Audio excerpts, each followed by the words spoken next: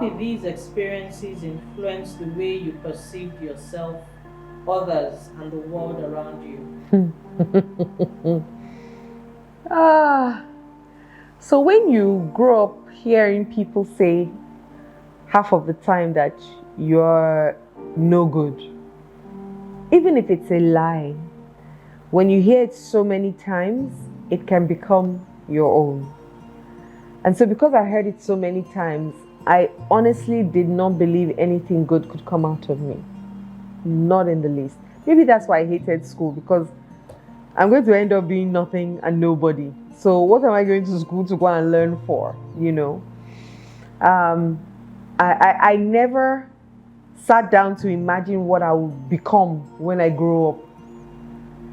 Maybe at some point I thought air hostess, because there was an air hostess neighbor of ours who used to just come and tell us that she's just come from this place and she traveled around. I was like, I like the idea of traveling around the world, but I never sat down to say, oh, I'm going to do this or I'm going to do that. Even when I got into university, before getting to I didn't know what I wanted to study, because I didn't know what I was good at.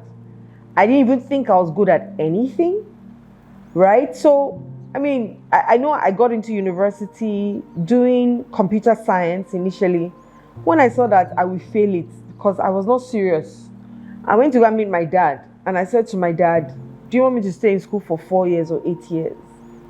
And he said 4 years. I said, I need to change my course. He said, why? I said, because I hate that course that I'm doing. He said, okay, so what do you now want to do? I didn't know. So I said, give me some time. Let me go and do some research and come back. So because I'd heard it so many times, I didn't feel like anything good would come out of me. Now, how did I see the world? I didn't trust anybody. Because if my parents that I should have looked up to, I didn't trust them, how would I trust anybody else in the world? Unfortunately, your father, for girls, it's like your first love. Same thing with your mother for boys sometimes. And so you find out that if I can't trust this one that is in front of me, that is meant to love me, and love is not this beating that you are beating me. Love is not the fact that you tell people, say nasty things to people. So why would I trust anybody else to love me if the ones that are right in front of me didn't? And I'm not spelling gloom and doom. And I want people to understand that I'm not out here to spell doom and gloom, but I'm out here to show some of the things that they did to us and we're doing to our children, because what doesn't get transformed gets transferred. That I can tell you for free. So if you thought it was okay for your parents to beat you and ignore you and never be there for you and never be emotionally attached to you, didn't play with you, and you couldn't. I remember a friend of mine saying, oh, he couldn't even look into his father's eyes when he was talking to his father. He must look down. Why? Is he God or is he the devil? Which one is he? Right? And he felt it was okay. But the truth is, it's not. And I've spoken to people who will say, oh, but my parents didn't do X, Y, Z for me, but they were really kind. I'm like, no, don't say that. Don't give an excuse for nonsense. Accept that it was nonsense. Accept that this nonsense was because they did it based on the knowledge that they had. But you must first of all call it nonsense. Because if you don't call it that, you're not going to be able to heal it. You're going to keep justifying why they did what they did and putting that blame predominantly on yourself. You will keep saying, oh, it's because I was naughty. That's why he beat me. And you will carry that into marriage and say, it's because I didn't obey my husband. That's why he beat me. Or vice versa. It's because, oh, I'm the one that has the problem. It's because I didn't remove my anklet, for example. That's why he went to go and sleep with someone else. Accept first that he went to sleep with someone else and what he did hurt you and what he did was bad. Then you can heal it. But we don't know how to do that. So we justify everything our parents did. But at least they put a roof over my head. No, they shouldn't have put roof over my head. They should have put it under my leg. So we must first admit it and understand it. And that's why I'm saying the things that I'm saying. And I love my dad with every part of me. He's not even alive anymore. He's continued in a different form. And I really love him. And I also know that he did what he did based on how he was also trained. Same with my mom as well, right? They did things based on how they were trained. However, they too could have done better. They could have said to themselves, I didn't like how my parents treated me.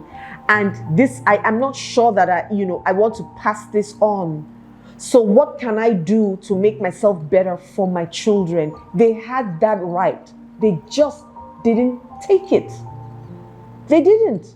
Or once again, it's a choice. And they must first understand that. I remember a friend of mine who said to me, her mother, when she told her mother she was unhappy in her marriage, her mother told her, I've been unhappy in my marriage for 42 years. Your own is just 18. Bere means only. So your suffering has not even begun.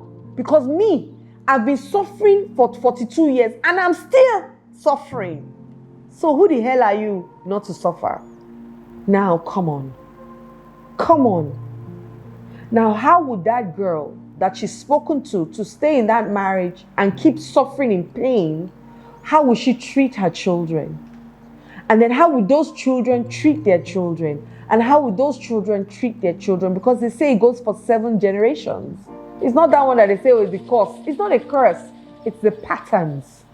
And if the patterns don't get broken, they're going to keep getting transferred to the next generation and the next generation, because it was a learned behavior, which means that you can unlearn it. At any stage where your eye open, you can unlearn it. So I didn't trust people. In fact, my attachment style, because there are 4 attachment styles, but I'll focus on mine. My attachment style was the anxious one, very anxious. When my parents were not there, I didn't know what to do, how, when they come back, I'll be afraid that people will abandon me, because I felt abandoned, right? By both my caregivers, let me put it that way. And once again, I keep going back to how I felt this thing. I don't know. Or I didn't know. I know now. I didn't know.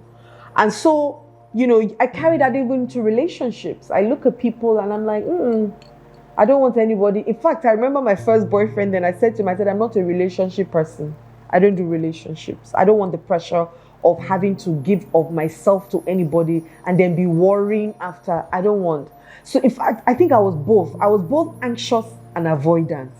I was both. I was both anxious and avoidant.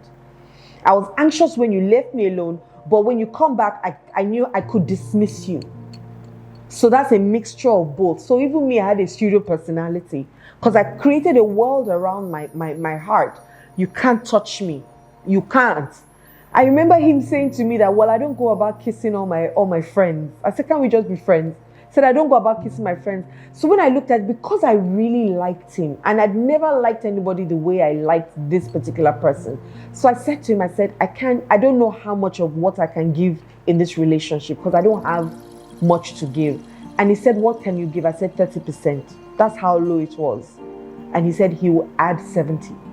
And I'm like, okay, why would you want to allow me, should I say use you type thing? Because that's how it felt to me. But because I'd given myself, I said, I'll give 30% because I wasn't ready to lose him at the time. And he was willing to give more. So I think I started to open up a little bit to saying, okay, maybe not everybody is bad after all, right? And at some point, yes, I became so into him, and then it ended. So that's another story for another day. So this is me now opening up, and then all of a sudden, it wasn't all of a sudden, it was a 7 years all of a sudden type situation. But I thought I was going to end up marrying him, and I didn't. And the way the relationship ended really, really broke me.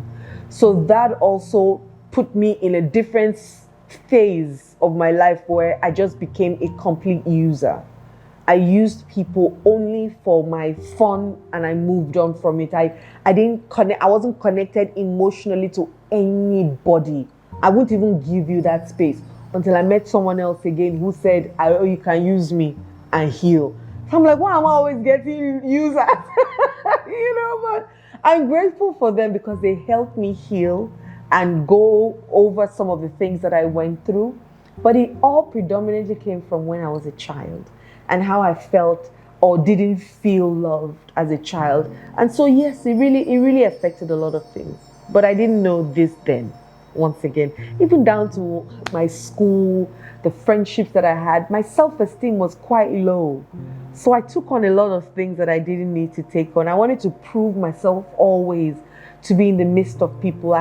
We were four girls, so it was myself, it was Kado, Todo, Budo. We used to add, so it was Dedo, Kado. Wait, and I don't know where we got it from, but yes. And I always found myself trying to fit in. I always tried to fit in. I always wanted to be part, even if I don't know how they saw me, but I always saw myself as the odd one out and the one that really had to prove a point always to fit in. And I remember some girls used to wonder what's even wrong with this one. Well, maybe that's how I wondered about myself, and I projected it on them, wondering that about me. And so whenever they'll behave a particular way, I'll be like, okay, they don't want me here, right? Type thing. Yeah. So it was tough. It was tough growing up. My confidence was diminished. I'm a tall woman, but inside I was crouched. I was like a dwarf, with the things that I did and I could do. I almost had to dim my light, for other people to feel comfortable around me. I remember one of my very close friends saying to me, I don't even know what's in you that everybody likes. Because I was also a very likable person, right? If you spend time with me, and now with more understanding and awareness, I tell people, if you spend time with me, you will love me. And they're like my husband did. And now he's my husband. But I didn't understand it then to know that it was also something that I had in me, that that child in me that never really got expressed. So I would show it at certain times, and because of the vulnerability of that child, people will get drawn to me, and also the fact that I was rebellious. So if people are going right, I'm going left, and then I'm leading other people to follow me in the left place. So it was tough. Friendships were tough, relationships were tough. I didn't trust people. I didn't trust anybody. I could hardly tell my parents anything. When I was talking to them, I'm telling you, I'm not asking you. If I'm telling you that, if I'm saying, oh, daddy, there's a party that we're going, it's either I've gone and I'm just alerting you that I've gone, you don't know yet that I've gone, or I'm going, whether you give me the permission or not. Because I'll just know that they won't tell me anything. I'll go to school, leave school, wear outing clothes and get out of school and go and play. It was ridiculous because I couldn't be authentic to anybody at home. So my real self showed up when I was outside, not inside the house. I used to pretend to be very quiet. I'll be home. My father will say, you guys go and look for Adiola, or she's quiet. She's planning evil.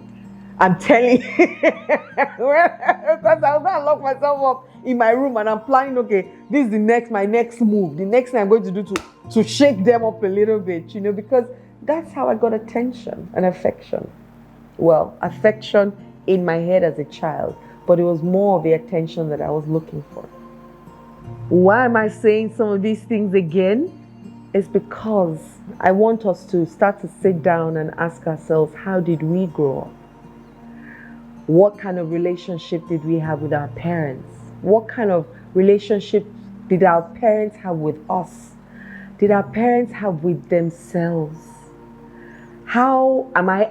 What is my attachment style? Am I secure? Am I avoidant? Am I anxious? Am I dismissive? Am I insecure? How do I show up in conversations? How do I show up with people? Am I confident? Do I always have to prove a point? Do I always have to show up a way to feel received or appreciated or wanted by people, especially with the same sex, especially with women? We need to keep showing up. But once again, I'm saying all of this the way that I'm saying it because I need us to start to look at our lives, especially if you're in a place where you don't like what's going on. You're in a relationship you don't like. You're not fulfilled in your work. You're not fulfilled as a mother or a father or a boss or an entrepreneur. you're not fulfilled, and you know that there's something deep down that needs to be looked at because you're beginning to get flashes of certain things and you're not happy with where you are. I'm sharing some of these stories so that you can look into it and seek help. So, part 3, loading. Stay tuned.